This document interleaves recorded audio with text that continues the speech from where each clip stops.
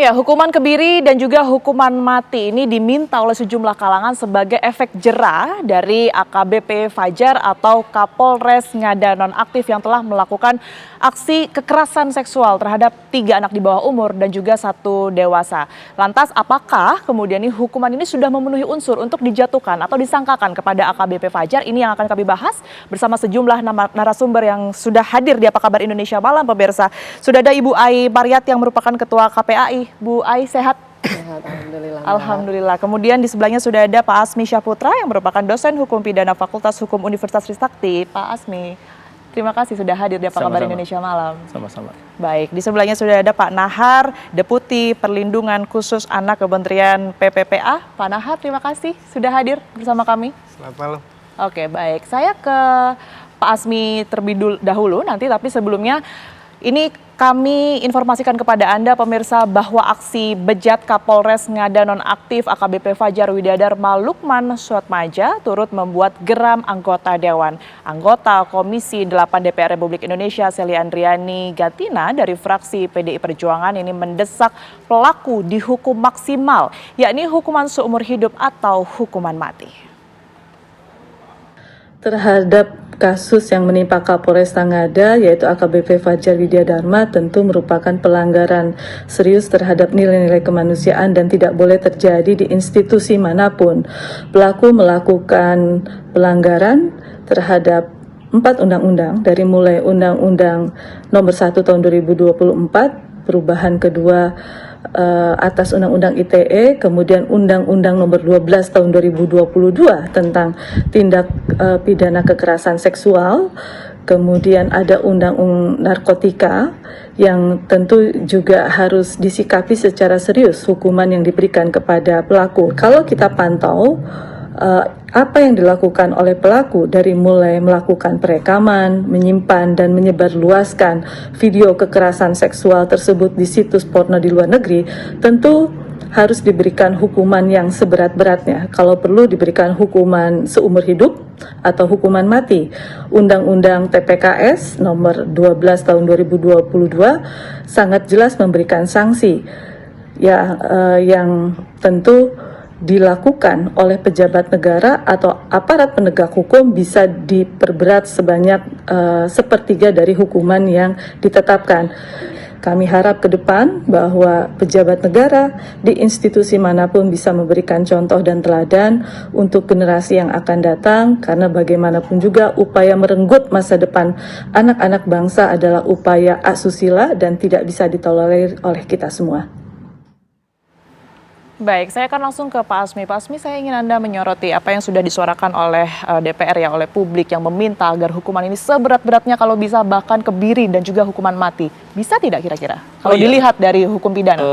Dilihat dari hukum pidana tentu. Ada Perpu pada waktu itu untuk merubah Undang-Undang Perlindungan Anak di dalam pasal 81 pada waktu itu. Presiden Jokowi pada waktu karena memang tingginya angka kekerasan seksual pada waktu itu membuat.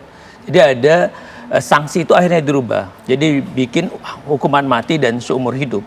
Yang sebelumnya itu 15 tahun, 20 tahun dan segala macam. Tapi itu diangkat atau dinaikkan dosisnya. Mengingat karakteristik, katakanlah kita dekatkan dalam peristiwa penstrukturan fakta dalam kasus ini gitu loh. Ini kan nyata dilakukan oleh aparat penegak hukum dan tindakannya adalah tindakan yang kejahatan serius. Kejahatan seksual, kekerasan seksual, terus menyalahkan kedudukan dan wewenang dia, gitu kan, apalagi di wilayah tersebut.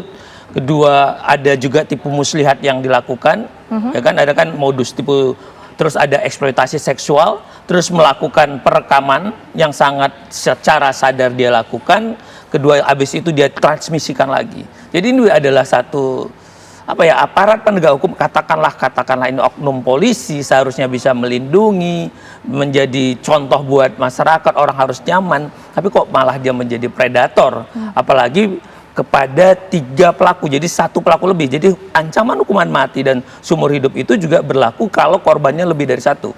Ini ada lagi anak yang umur 6 tahun. Terus ada lagi yang dibuat orang dia peralat untuk mucikari, terlepas ada ketergantungan relasi kuasa, orang itu dikasih duit. Tapi kan lagi-lagi untuk setingkat orang yang sudah perwira tinggi, dan tidak bisa dong itu dihadapkan dengan anak yang usianya belasan tahun atau mungkin 20 tahun yang anak baru lepas dari tingkat SLTA. untuk setingkat orang yang menjadi pimpinan di unit kepolisian. Baik, tapi kan selama ini kalau kita ketahui ya ada sejumlah kasus begitu yang mungkin sudah nyaris dijatuhi hukuman mati begitu, tapi toh nyatanya mendapatkan hukuman yang ringan begitu atau paling tidak hanya 20 tahun. Nah ini nanti kalau Anda melihat kemungkinannya akan seperti apa? Mengingat yang kemudian ini bermasalah ini adalah anggota kepolisian begitu, Pak Azmi.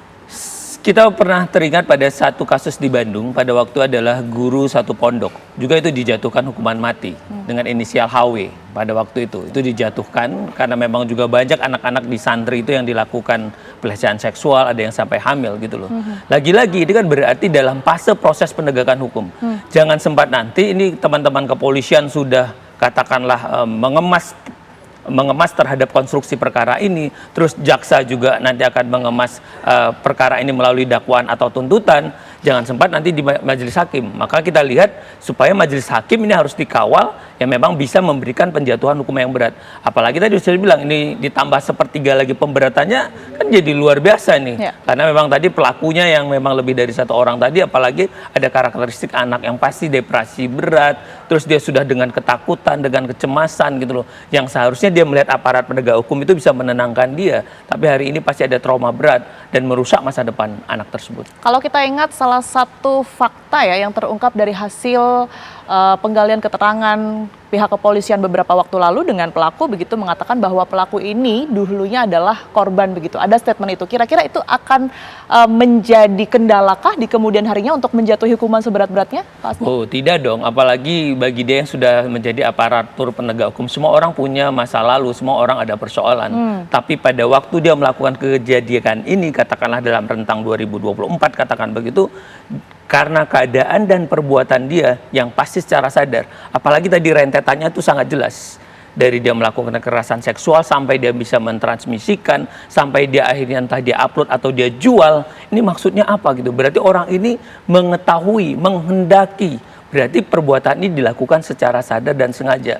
Suatu perbuatan pidana yang dilakukan dengan sengaja, pasti dong hukumannya pasti berat. Ini bukan karena lalai. Tidak akan berpengaruh ya artinya? Tidak akan berpengaruh, apalagi kalau nanti ini kan ditemukan dia juga adalah pemakai narkoba kan. Gitu. Ini juga adalah mencoreng wajah penegakan hukum khususnya kepolisian. Pak Kapolrinya ingin berusaha bagaimana memperbaiki institusi, kok anak buahnya ada seperti ini. Ini sangat memalukan proses penegakan hukum. Oke, baik. Saya bergeser ke Pak Nahar. Pak Nahar, sejauh ini kalau dari pemerintah pendalamannya sudah seperti apa? Sejauh apa? Ya, yang pertama tentu pemerintah kita semua punya komitmen yang tegas untuk melawan kekerasan terhadap anak. Lebih khusus lagi kekerasan seksual. Tadi kebijakannya sudah sangat maksimal. Perpu tadi disebutkan ya oleh Pak Azmi. Lalu kemudian juga peluang-peluang seperti apa yang diharapkan oleh orang tua, oleh anggota DPR itu sangat memungkinkan. Tapi dari sisi kebijakan, maka kami juga menghormati ya penetapan tersangka ini dengan menggunakan pasal berlapis, tapi hampir semuanya dari Undang-Undang TPKS. Pasal 6 huruf C, pasal 12, pasal 14, dan pasal 15. 12 terkait dengan eksploitasi anak, eksploitasi korban gitu ya. Lalu kemudian 14 tentang kekerasan seksual berbasis elektronik. Tapi undang-undang ini tidak mengenal hukuman maksimal, hukuman mati dan hukuman kebiri. Yang memungkinkan adalah kalau mengkaitkan dengan pasal 4C, pasal 4 huruf ayat 2, ayat 2 di Undang-Undang TPKS. Nah, ini dari sisi kebijakan. Jadi artinya bahwa secara regulasi bahwa Indonesia sudah sangat ketat dan memberikan ultimatum bagi para pelaku berhadapan dengan sanksi yang sangat berat. Yang kedua tentu pemerintah juga memastikan bahwa ketika ada kasus-kasus seperti ini maka harus dipastikan bahwa sistem mekanisme untuk melindungi korban itu juga harus berjalan. Dengan demikian maka ketika ada kasus ini muncul, kami tentu segera merespon dengan mengkoordinasikan dengan NTT dan beberapa wilayah di wilayah NTT untuk memastikan bahwa Yang pertama bisa mengidentifikasi para korbannya. Lalu kemudian yang kedua, ketika sudah teridentifikasi dan sudah ditemukan, sudah dijangkau, lalu kemudian didalami, dan kita berharap melalui proses pendampingan yang dilakukan, kita harapkan bahwa pemulihan anak-anak baik secara fisik maupun psikis bisa kita lakukan bersama-sama. Koordinasi atau mungkin komunikasi dengan pihak KPAI sudah sejauh mana? Ya itu udah otomatis gitu ya. Dengan KPAI itu terikat oleh regulasi, misalnya di Undang-Undang Perlindungan Anak maupun di Undang-Undang Sistem Peradilan Pidana Anak. Jadi pengawasan secara utuh di KPAI. Tapi kami tentu memonitor apakah misalnya regulasi ini bisa dilaksanakan atau tidak, layanan bisa dilaksanakan atau tidak. Ini tentu kami nggak bisa lepas juga dengan KPAI dan aparat penegak hukum. Oleh karena itu maka dalam proses ini kami lakukan koordinasi tidak hanya tadi berkaitan dengan korban, tetapi dengan aparat penegak hukum, khususnya kepolisian dan Kompolnas juga kami lakukan koordinasi untuk proses ini. Oke, baik. Saya ke Bu Ai. Tadi sudah disinggung ya bahwa KPAI ini memang wewenangnya untuk seperti apa kemudian ini pendampingan. Ini tidak main-main, ada 3 anak di bawah umur dan juga 1 orang dewasa usia 20 tahun. Begitu pendampingannya sejauh ini yang dilakukan oleh KPAI konkretnya seperti apa dan termasuk keluarganya ya, Bu Ai? Ya, betul. Kami memastikan bahwa anak sudah terlindungi, itu dulu. Hingga bahwa hari ini sudah dalam koordinasi Kemensos ya, di bawahnya tentu ada Balai Rehabilitasi dan juga Rumah Aman yang itu memungkinkan anak-anak bisa dalam pantauan, kemudian apa yang menjadi kebutuhan asesmennya ya, dan kami terus memonitor supaya jaminan keselamatannya juga terlindungi, karena ini ada kekhawatiran apakah ada pihak-pihak lain yang mengintimidasi dan lain sebagainya. Ini sangat terbuka ya, hal-hal yang seharusnya tidak terjadi tetapi kemungkinan ini bisa saja hadir gitu. Nah tentu saja sejauh ini baik dari Kemensos, kemudian kami juga dengan Kemen PPA tadi Pak Deputi sampaikan bagaimana memastikan leading sektor ini terus bekerja secara simultan dan sesuai asesmen kebutuhan anak-anak kita. Itu yang KPAI jadikan salah satu instrumen utama ya, dan sampai saat ini sudah dalam koordinasi dan kita semua sudah mendengar, kepolisian pun sudah mendapatkan hasil misalnya pemeriksaan ya,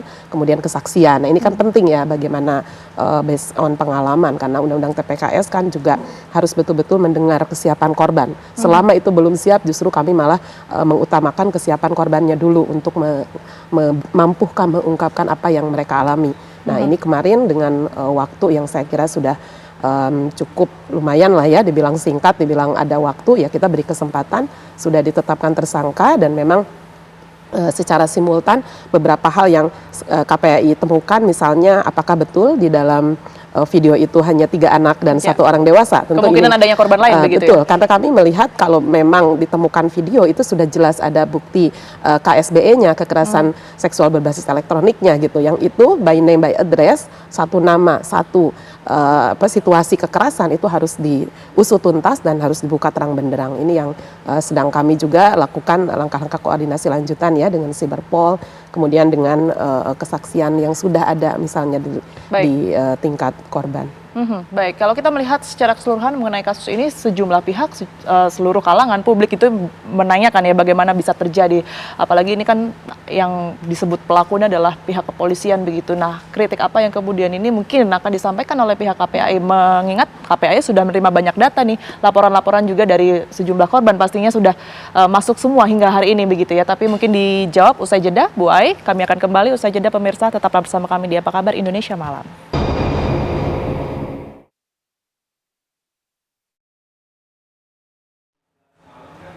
Ada kembali di Apa Kabar Indonesia Malam, pemirsa. Sebelum kami melanjutkan dialog utama di Apa Kabar Indonesia Malam hari ini, kami akan menunjukkan kepada Anda secara garis besar seperti apa kemudian ini gambaran ataupun juga rentetan kasus pelecehan seksual yang dilakukan oleh AKBP Fajar. Kami akan munculkan di layar kaca Anda, pemirsa, di mana ini adalah modus kejahatan AKBP Fajar yang merupakan Kapolres Ngada nonaktif begitu ya. Ini pada tanggal 11 Juni 2024, pemirsa, AKBP Fajar memesan sebuah kamar hotel dengan identitas atau fotokopi SIM miliknya. Ini AKBP Fajar menghubungi perempuan berinisial F untuk membawa anak di bawah umur yang kemudian perempuan F ini mendapat bayaran 3 juta rupiah dari AKBP Fajar. Kemudian di tanggal 11 Juni 2024, Fajar melakukan tindakan asusila terhadap korban dan memvideokannya secara sadar. Video tak senonoh diunggah Fajar ke situs porno dan mendapat atensi dari otoritas Australia. Di tahun ini, 22 Januari 2025, Divisi Hubinter Mabes Polri mendapat informasi dari otoritas Australia. Informasi tersebut kemudian diteruskan ke Polda NTT dan pada tanggal 23 Januari 2025, Polda NTT menggelar penyelidikan di sebuah kamar hotel di Kupang, NTT, di mana Polda NTT menangkap Kapolres Ngada AKBP Fajar yang saat ini telah ditetapkan sebagai tersangka. Dan ini untuk korban pencabulan Kapolres Ngada, pemirsa. Terdapat 3 orang anak di bawah umur dan juga 1 orang dewasa. Yang pertama ini usia 6 tahun, ini adalah usia yang paling muda yang menjadi korban. Kemudian korban kedua adalah usia 12 tahun dan juga korban ketiga perempuan berusia 14 tahun. Kemudian juga selain 3 orang di bawah umur, ini juga ada 1 wanita dewasa berusia 20 tahun yang menjadi korban dari aksi bejat AKBP Fajar. Dan berikut kronologi ungkap kasus asusila Kapolres Ngada Nonaktif, di mana bulan Januari 2025 Divisi Hubungan Internasional Hubinter Polri mendapat laporan dari Kepolisian Federal Australia terkait video porno yang diunggah di situs porno berasal dari kota Kupang, NTT. Di tanggal 22 Januari 2025, Hubinter Polri meneruskan informasi tersebut ke Direskrimum Polda NTT. 23 Januari, Polda NTT menyelidiki dan mendatangi langsung hotel tempat kejadian perkara. Di hari yang sama, penyidik Polda NTT memeriksa data tanggal 11 Juni 2024 dan didapati barang bukti dari rekaman CCTV berupa pakaian anak bermotif love pink dan video kekerasan seksual. Tanggal 20 Februari 2025, KBP Fajar ditangkap tim pengamanan internal Polda NTT yang bekerja sama dengan Divisi Propam Mabes Polri. Baik, saya akan langsung ke Pak Asmi. Pak Asmi, kalau dilihat dari statusnya ya, ini kan beliau ini adalah anggota polisi, tadinya berpangkat AKBP, nggak main-main begitu. Ini nanti alurnya akan seperti apa jika memang kita akan balik-balik lagi ke apa yang kemudian kita inginkan semua, diminta oleh publik, dihukum sekeras-kerasnya, hukuman kebiri, bahkan hukuman mati, begitu ya? Ya, alur ini adalah tentu sebagai anggota kepolisian punya hak. Jadi mereka punya peraturan kepolisian yang tentunya namanya kode etik, nanti akan diselesaikan dulu mekanisme terkait tentang kode etik ini. Berkaitan tentang kejahatan yang katakanlah ini kejahatan yang cukup serius dan pelanggaran berat ini pasti dikirakan lah mungkin 57%-nya sudah pemberhentian dengan tidak hormat. Pasti akan dilakukan. Di saat sudah proses dia di status dia sebagai anggota tadi pemberhentian dengan tidak hormat, maka mekanisme peradilan umumnya jalan. Mekanisme peradilan umumnya berarti nanti teman-teman penyidik mengirimkan SPDP, surat pemberitahuan dimulainya penyidikan kepada kejaksaan. Disinilah terjadi koordinasi secara yuridis untuk melihat fakta-fakta itu tidak hanya administratif gitu loh. Di sini tentunya nanti kalau memang katakanlah ini adalah satu di mana masyarakat ada rasa kecewa, marah dan segala macam, harusnya jaksa nanti bisa menambahkan. Ini pasal ini untuk diterapkan agar ancaman hukuman mati, jadi Perpu tadi yang 2016 tadi itu ditarik untuk dalam pasal 81-nya gitu loh. Supaya ancaman seumur hidup dan pidana mati tadi dapat diterapkan karena mengingat karakteristik yang cukup serius ini. Gitu. Pada alur berikutnya ya setelah nanti katakanlah P18, P19 sudah ada petunjuk dari jaksa sampai P21 ya berarti perkara itu ada di pada jaksa dan disiapkan untuk rencana surat dakwaan dilimpahkan kepada pengadilan. Nah, disitulah nanti dalam pemeriksaan pengadilan dari pemeriksaan saksi, alat bukti mungkin sampai pledoi sampai tuntutan ya hakim harus punya komitmen yang kuat. Kalau memang nanti sudah dipasang dari awal bahwa ancaman bisa untuk seumur hidup dan pidana mati, ya seharusnya hakim dapat menguatkan apa yang dilakukan oleh teman-teman di tingkat kepolisian maupun di kejaksaan berkaitan dalam proses alur ini. Oke, itu yang harus dikawal begitu ya? Harus. Ini lebih kurang kalau dia ditahan, karena ini kan perkaranya sudah ditahan. Semestinya sekitar 5 sampai 6 bulan ke depan ini sudah ada keputusan. Karena kalau dia tidak ditahan, orang bisa mungkin waktunya agak lebih fleksibel. Tapi kalau sudah ditahan kan sudah ada kebebasan kemerdekaan, sehingga sudah on penegakan hukumnya. Sehingga mau tidak mau polisi akan melakukan percepatan pengiriman SPDP kepada kejaksaan, dan kejaksaan juga ingin mempercepat supaya ada kepastian kepada semua pihak. Oke, baik. Sebelum ke Pak Nahar, saya ke Bu Ai terlebih dahulu. Bu Ai, ini sebenarnya apa yang salah? Kalau kita lihat pengawasan, informasinya sudah dilakukan dengan baik. Tidak hanya oleh KPAI, tapi juga oleh pemerintah begitu ya. Kemudian tapi kita ketahui yang bermasalah sendiri justru penegak hukumnya gitu. Kalau kritik yang kemudian didapati oleh KPAI ini apa? Ya, tentu kami kan melihat pengaduan dari masyarakat ya, dan kalau ke KPAI itu ada kecenderungan 2 hambatan biasanya. Pertama itu hambatan dari sisi perlindungan anak itu sendiri, ya, dari sisi misalnya pemulihan rehabilitasi, belum ada psikolog, atau belum ada rumah aman yang sesuai dengan situasi anak.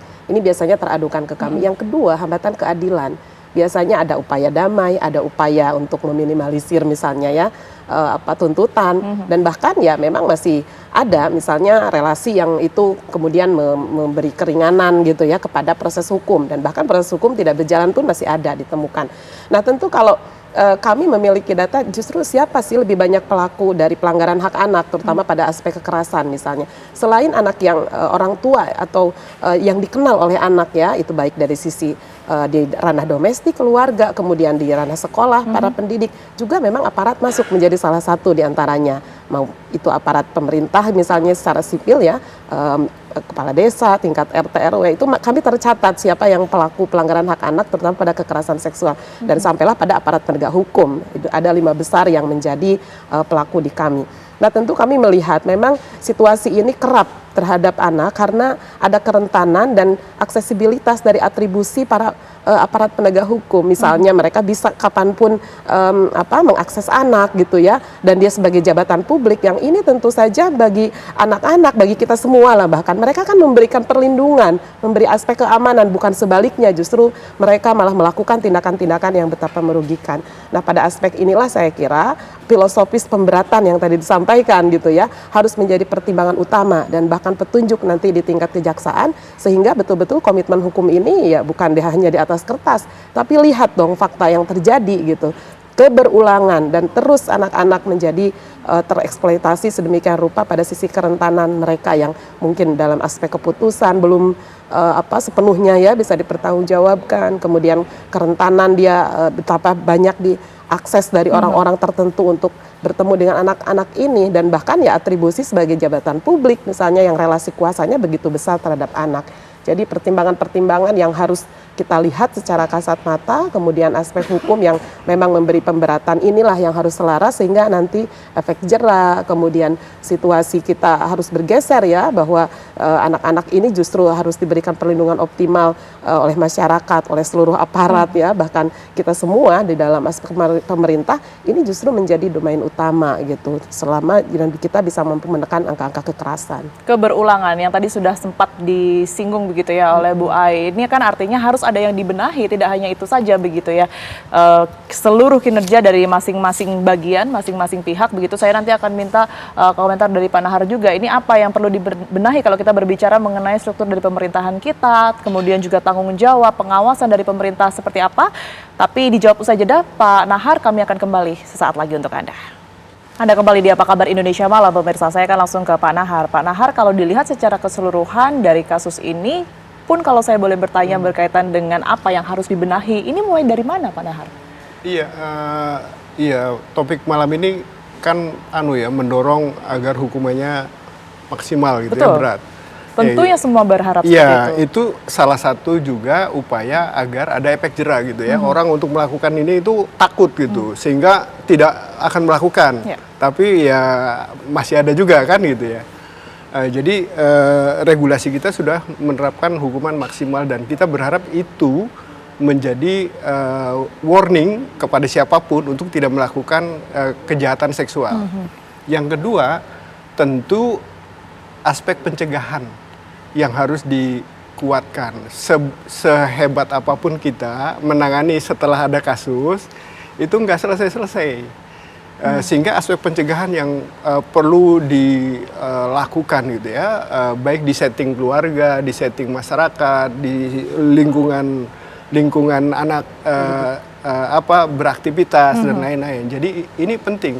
Jadi upaya-upaya ini memang sinergitas ya, sudah dilakukan, Pak Nahar ya? Dilakukan oleh masing-masing lembaga, oleh bekerja sama, dan bahkan tahun ini Bu Menteri PPA menginisiasi program-program yang ada itu didorong agar kuat di tingkat desa.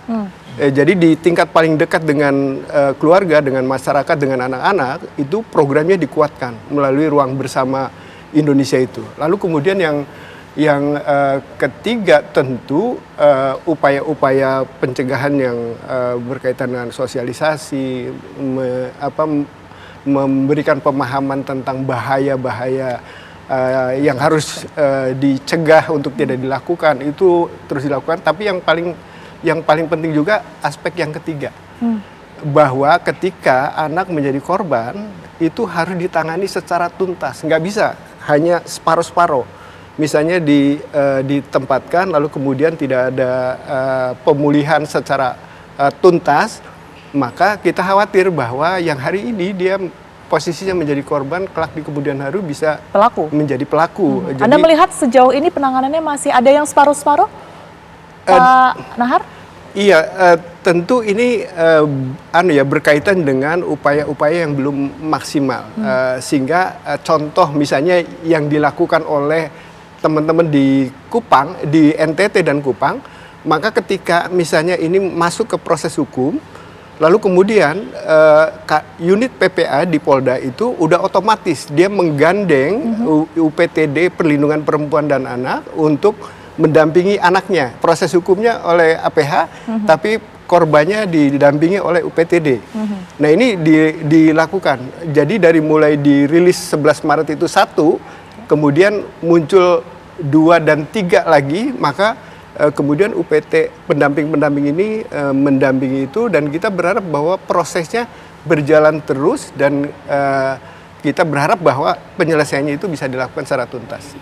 Oke, baik. Pak Asmi, kalau kita kembali lagi ingin semua yang kita bicarakan pada malam hari ini bisa terlaksana begitu ya, hukuman seberat-beratnya ini bisa kemudian diwujudkan begitu ya oleh majelis hakim. Ini apa yang harus diperbaiki terlebih dahulu? Karena yang seperti yang tadi saya sudah singgung sebelum-sebelumnya, mungkin ada yang sudah mengajukan kebiri atau hukuman mati begitu, tapi toh tidak ada eksekusinya.